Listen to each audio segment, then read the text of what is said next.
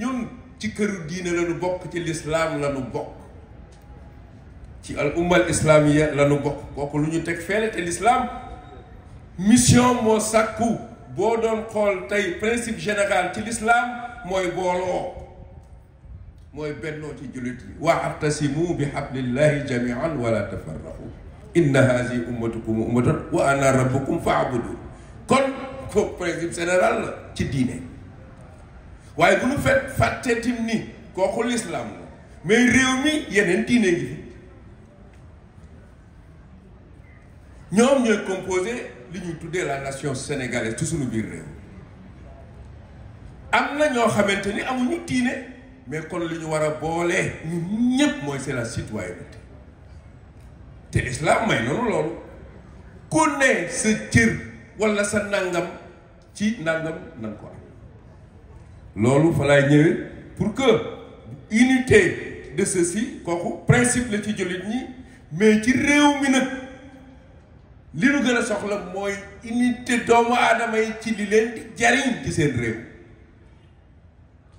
bu ko defee exclusion du am. kon réew mi la ñu am bu nga xamante ni am na constitution, c'est la loi fondamentale, ak ñu tudd ci la laïcité positive de l'État du Sénégal. kon composants yi réew mépp la ñu soxla ci ñaan ñu ànd ci li leen di jariñ nag. mais yàlla ci boppam mais ñëpp ànduna moom mi leen bind. kon mënoo kaa sàkku ci nit ñi. ñii cere lañu bëgg, ñii ceeb, ñii laax, ñii réeral sabab wala sonal nit ñi mooy ni kaay leen ngeen jublu fii yéen ñëpp. déedéet de yàlla deful loolu. kon nag sañ nanu ni li nga xamante ni boo yaakaar nañ ni moo nuy jariñ ñu woo ci ñëpp. kon nun unité boobule ñun fii mu toll nii tey ci contexte boobu bu Sénégal lañu ko tëral. parce que li ñuy bañ philosophie nekk ci jaww ji waxaala waxaala non am na loo xam ne moo gën a pratique. ci loolu la ñu nekk. lële bu ñu ñëwee ci wàllu société fële économie sociale politique lu muy jur ñun lañ ca soxla stabilité. yooyu ñu tudd ñooyu yëpp sont liés, mais finalité bi mooy stabilité boo xam dina permettre yooyu ñaar yooyu ñu tudd yëpp nit ñi tànka. sinon ay théorie rek lay doon. te nee na il faut que ñu bàyyi xel wàllu diversité. il y a le pluralisme des idées,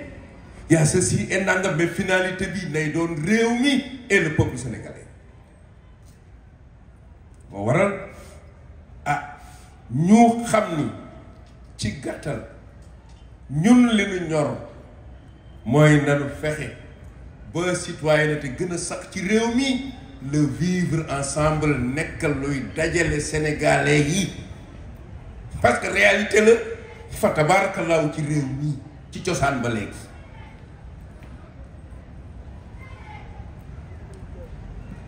l'islam nag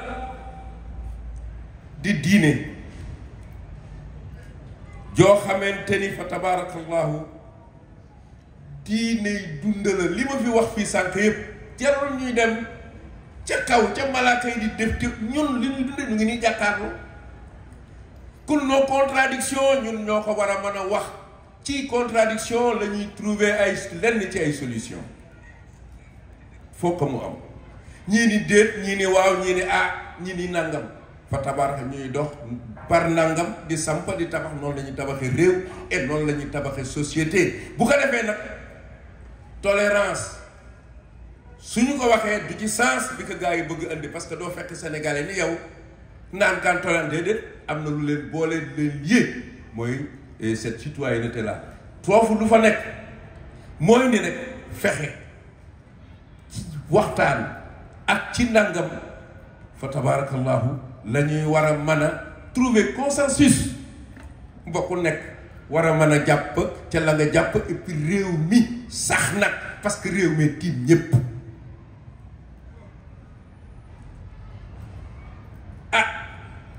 ñëw ci taxawaayu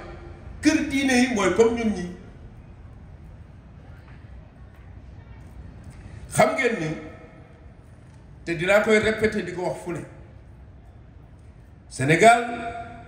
yàlla moo ko may particularisme boobu mu am ci wàllu diine ay këri diine nganka nee naa leen fii boo doon di statistique 90% ou plus ay këri diine la Sénégalais yi di wuyoo kër yooyu nag am nañu rôle bu rëy ci réew mi ci taxawaay bi mooy mag ñi baax ñi nga xamante ni ñoo meññ kër yooyu yépp bu ñu doon jël tey ci taarixu Sénégal histoire du Sénégal mun naa ni bokk nañu ci ñi libéré réew mi parce que ñoo libéré roobu nit ñi jëmaleen ci yàlla kon seen liggéey rëy na bu baax a baax mais jamono taxaw kër diine yi ci seen biir fa tabaarakallaahu ni ma koy waxe toujours kër gu mag boo fa dem homme d'état nga fay yeewoo bokk ci kër ga xëj na sant wa kon yaakaar naa ni ci jëflante ak ci nangam war nañu mën a xoolaat les rapports kër yi nag dafa am nu ñu leen di soxlaa lu mel nii tey appel la ñu jëm xam ngeen ni Sénégal am na ñetti événement boo ko toppoo appel gàmmu màggal jëlal rek li muy drainer ci ay nangam kon ay moment la certes de communion ay ceci mais tribune yu nu wal dellu seewaat gën ci yaraat gën a suudewaat gën a cimenté unité nationale u Sénégal ci fépp na diine talka ma ni diine talka mais mission bi ñu bugg a jox li ñuy tudde këri diine yi certains nangu ko ñu ngi tooñ diine tooñit kër yi tooñit mag ña mais France empire la bu rëy bu am doole fexeel na mag ñi lu ne ba tey Seydina Tal fii naan ñu ngi lan ci 144e nangam de la paix de nangam waa jilee mag ñi amoon nañu yàlla mais résistant la ñu woon en même temps ba noppi nag gën a nag leeral ni kon jamono waru fee dox ba nun tey sunu génération ak sunuy maam ak sunuy nangam dëgg nag ñu nekk fi te ñun du ñu war a mun a apporter dara ci nangam te bu ñu toppee nit ñi dafa mel ni diine jéeg ñooñ diine dañ leen a bëgg a génne ci li ñu tuddee la chose publique parce que booy déglu gaa yi rek dafa mel ni bu waxtu am na lu ñu tuddee la société politique bu ñu ayee ku ci toog yaa ngay song kër diine boo toogaatee soxlaat leen mais ñooñ diine wala am ful la magum jëmm yow kër gi ngay wax ñeneen ñoo la gën a guddaal lu ko fuuf yow muy woote loolu ëpp la lépp ba noppi am seen apport boo amul da yaa ngi leen koy laaj kon dama yaakaar ni les rapports nañ ko xoolaat xool ni kër yi nañ ko jàngate woon ak léegi dëgg diggante bi nag njaboot gaa ngi fii li gaa yi xam lanu xam lu ko raw mën a gouverner neewuñu nag jël réew mi dénk ko ay nan mu diine déedéet loin de là mais ñu accepte juste damay ñëw rek ci cadre citoyenneté ñu xam ne ki ñuy tuddee nitu diine keeg ak nitu nangam bépp yëpp ay citoyen sénégalais lañu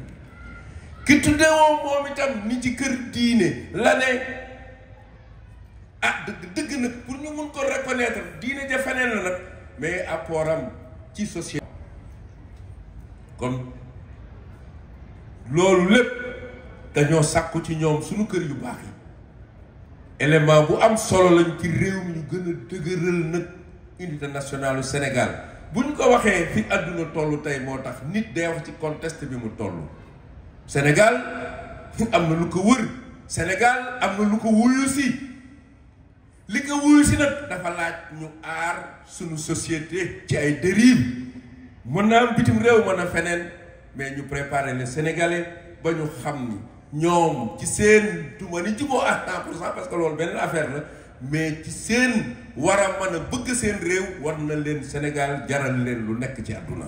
ñu sàmmoo li yàlla def ci ay xéewal yu fi ne ak yi bëgg a ñëw réew mi am na ay xéewal fa tabaarakallaahu yàlla na yàlla gën a yokk leen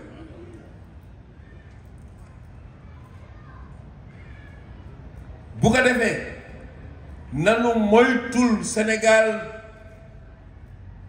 wàllu minorité majorité toujours moo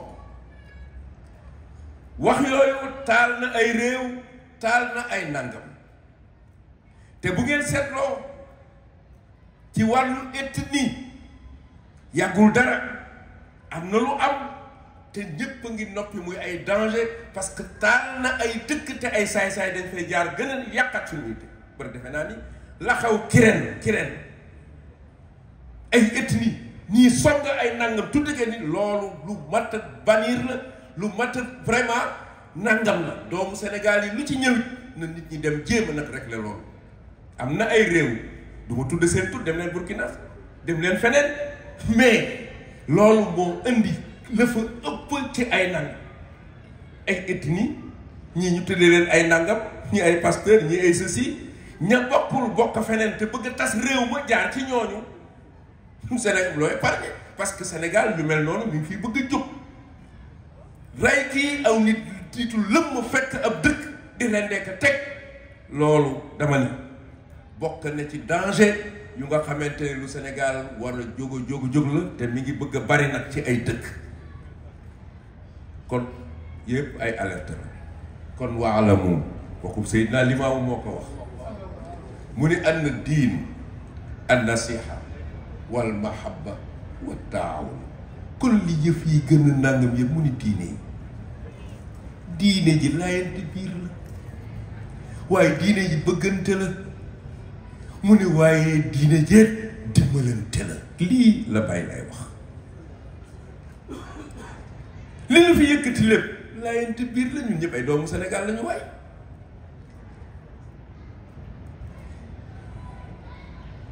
bëggante en tout cas ñu nekk ci diine seen diine moo sàkku ci ñoom ñu bëggante seen diine moo sàkku ci ñoom ñu dimbalante te yaakaar naa ne ni diine yi nga xamante ni ay religion révélée lañu wala nu ñu koy waxeeti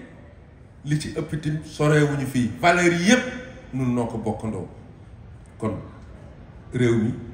quelles que soient nos divergences quelles que soient nos nangami nag am na loo xamante ni projet de société la boo xam war nañu bokk buñ ci newul à 100% la ëpp solo ñu man cee ànd ndax li da ngeen ni développement ni xawma lan xam nee naa leen yooyu yëpp sont liés te dara mënu kaa nangam mooy nga talka ñu talka kon lii fexe ba ñu tal ko ci loolu la ñu war a mun a liggéey léegi tax lii du ñu ñëw ci diine ba tey Seydina Limaamu mu làmb gis nga réew bis bu parloo ëppee rek musiba am yaakaar naa ni ay at communauté bi dafa liggéeyal réewam lu jafe ci jamono bu jafe bu mitti te ñun ñëpp ñoo ko teewe defe naa ni Covid-19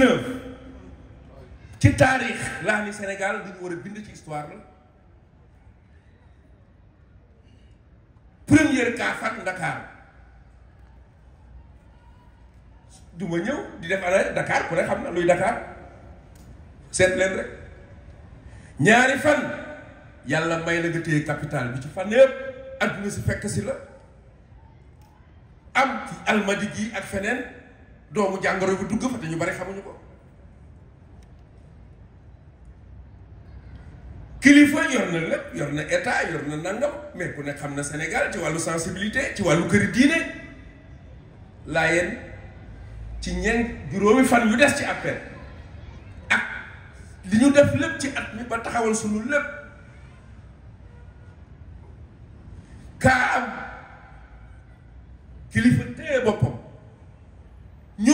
ngor comme ni mu ubbee tey kilifa boo xamante ni loo mës a yëkkati mu jàppale la loolu laal mu taxaw ci xëy réew mi ne ci bopp mu téye ko mooy lu metti ci digg Ndakaaru defe naa ni teewe ngeen ko ñu woote fii ci kër gi la ñu doon def ak yépp jël intérêt national teg lii la communauté Layène ma ne liggéey ku ko bëgg a dégg ki keneen néew fi woon nun la noo ko def kon réew nanu moytu xeeti parloo boo xam ne bu yàggee nag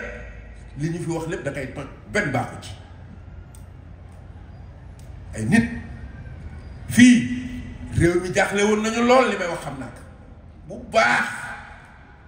te kilifa ngorom manu ko ndeysaan Sénégal la ñu ne tëb ni Layène téye leen seen yëf nun noo am suñu ngor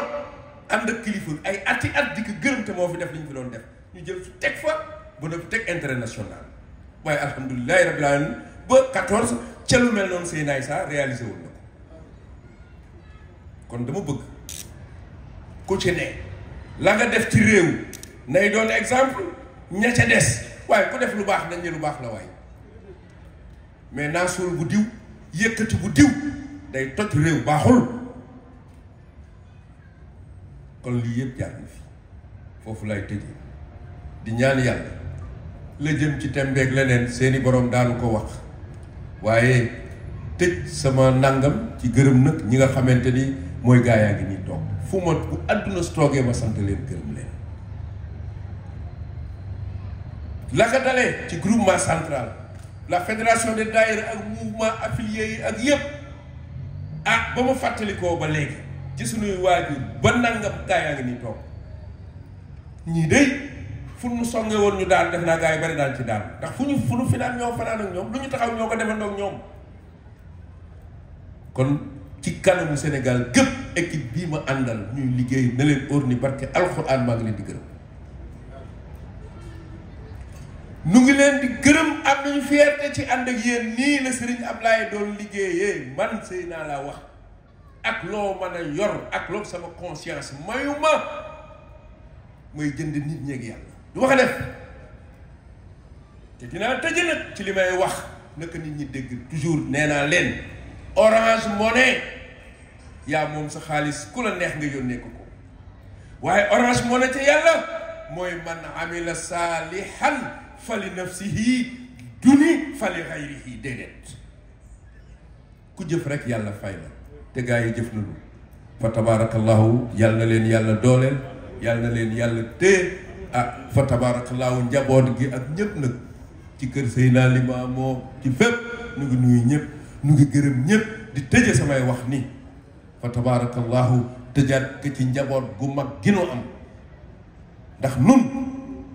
laa ilaha illallah lan nu jox mooy sunu malade man ak yéen ak sama morom ñoo nekk ci mal nanu fexe ba bu nu génn malade mi nu bàyyi lay tegal gis nga waxtu wu ñu ko génnee dellu ci jaahiliya rek lu mu nu jariñ kon li may wax tëjewaat que mooy ni Sénégal nanu fexe quel que soit nag leen nangam manu fee jóg mais ñu fexe dëggantaan unité nationale du Sénégal à travers vraiment ci wàllu citoyenneté li fi rot nag ci réew mi ci teraanga laa ni Sénégal am nay teraanga lu tax kenn du ko wax teraanga jooju nag lenn gaz ak pétrole lenn la ca rek leneen a ngi ci mais lu ngeen mën a yaakaar ci dal rek lañ ci mën a jariñoo pétrole bi ak gaz bi duñ ko naan Mbàkke moom pétrole am wala tax ñu bëgg pétrole Sénégal moom pétrole am Mbàkke si pétrole mu ngi koy jariñ leneen feneen fonds souverain yaa nga fa Koweït Qatar ñi ngeen dégg yëpp ñuy jënd ay équipe yi ak Kër Samba loolu c'est les fonds souverains ñoo koy def kon sunu génération yi ak ndaw ñi yàlla dénk nañu tey nangam mais na nekk loo xamante ni day consolider suñu unité nationale réduire les inégalités am na lu la waay mën a wax tey pauvreté tànk mi ngi fiy nekk inégalité yu nangam yi nekk fi jàmbat du fi jóg waaye nag xaj na kenn mën la satisfaire ñëpp à 100%, mais nag réew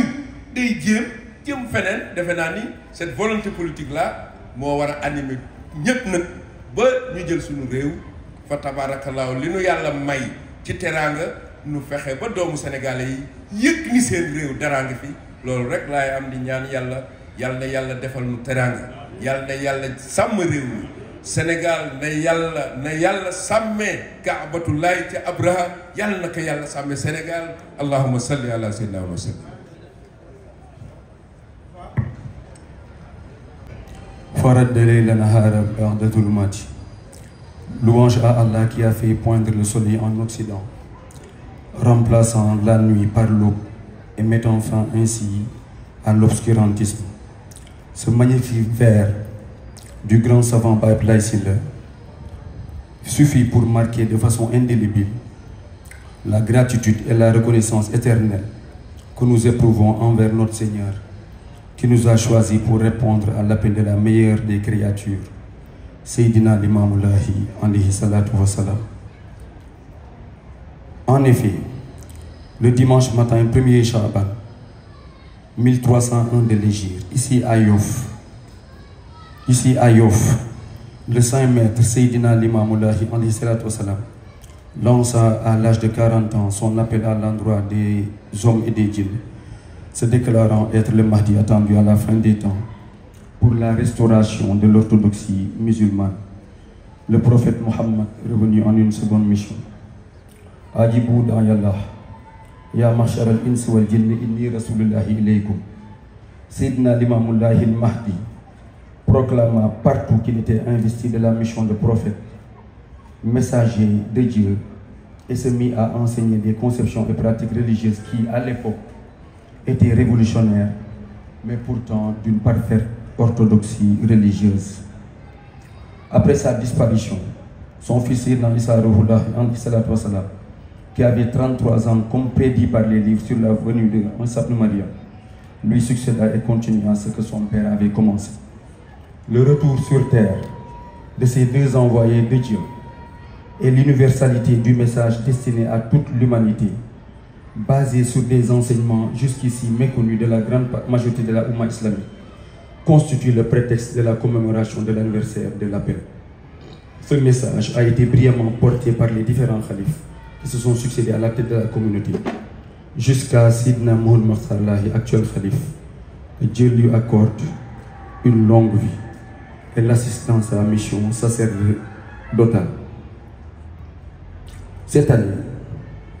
les cérémonies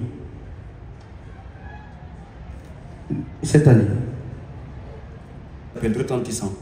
sont prévues pour le premier jour, le samedi 10 février 2024 à Cambérène, devant le mausolée Sayyidina Isa Ruhullah dans la matinée, et à la grotte des Almadies à Ngor dans la soirée. Le deuxième jour, le mercredi 22 février, les manifestations religieuses se dérouleront à Yoff Layène le matin, avec la cérémonie du Yor-Yor et une cérémonie officielle dans la soirée. Ces grands moments de communication contribueront à ressourcer les fidèles,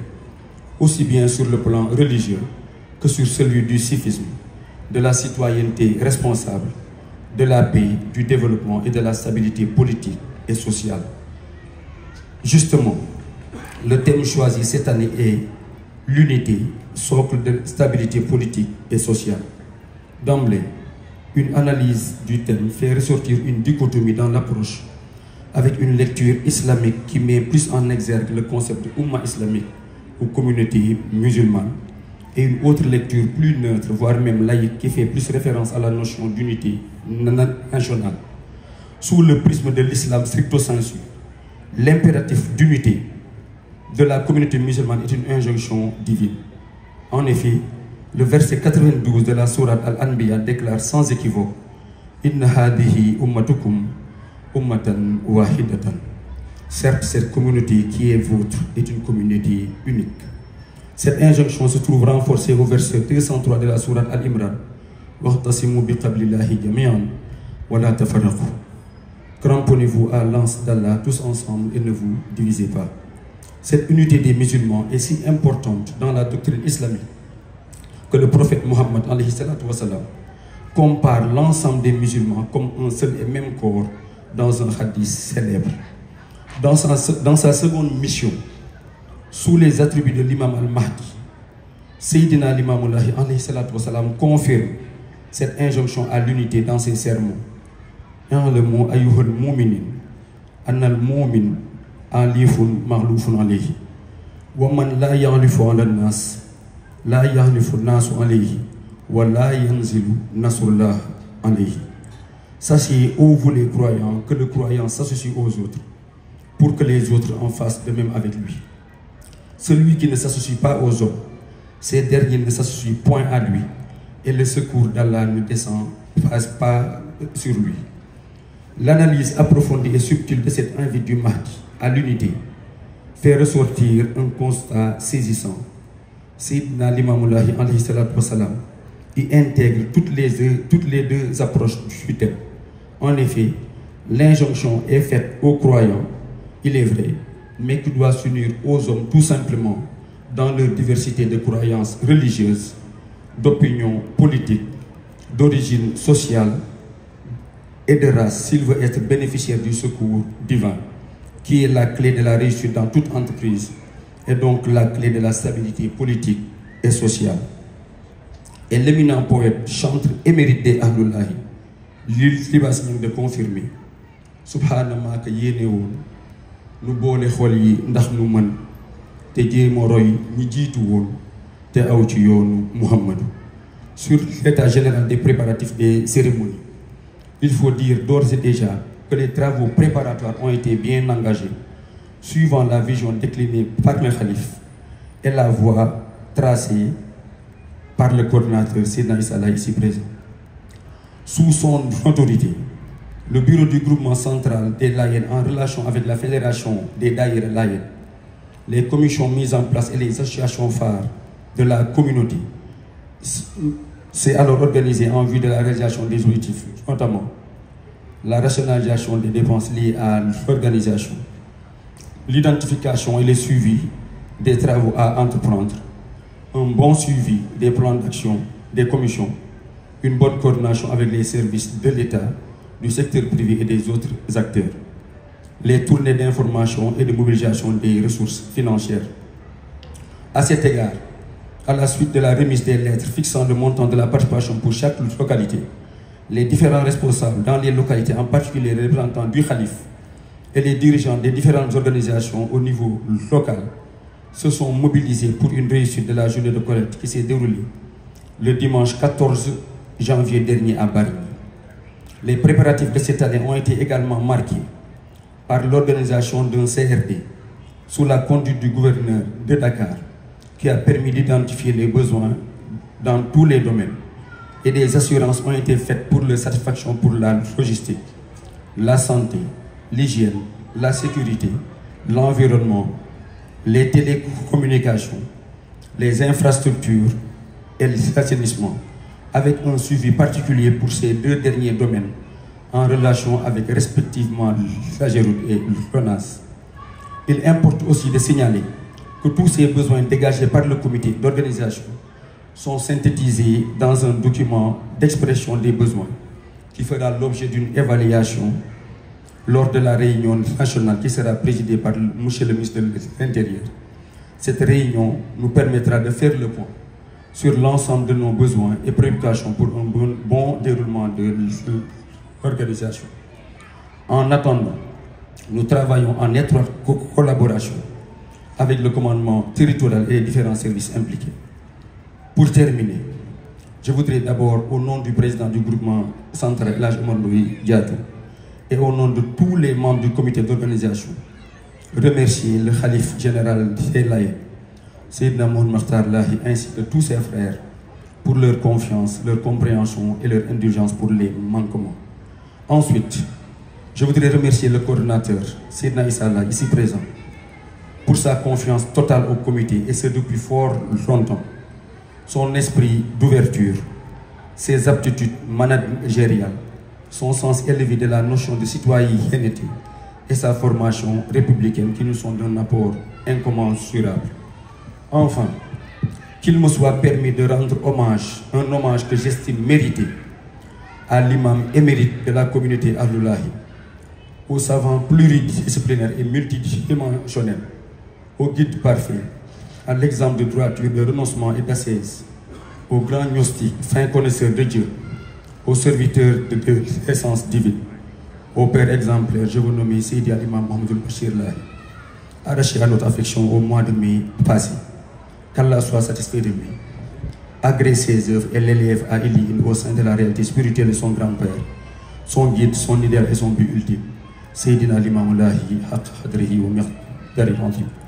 Qu'Allah le Tout-Puissant nous accorde le salut et la paix, qu'il nous dirige dans le droit chemin et nous mène vers la réussite de l'organisation de la 144e édition de la commémoration de l'appel de Seydina Limamou Lahi al-Mahdi, alayhi salatu wa salam, amin. Je vous remercie de votre aimable attention. Merci beaucoup. Merci.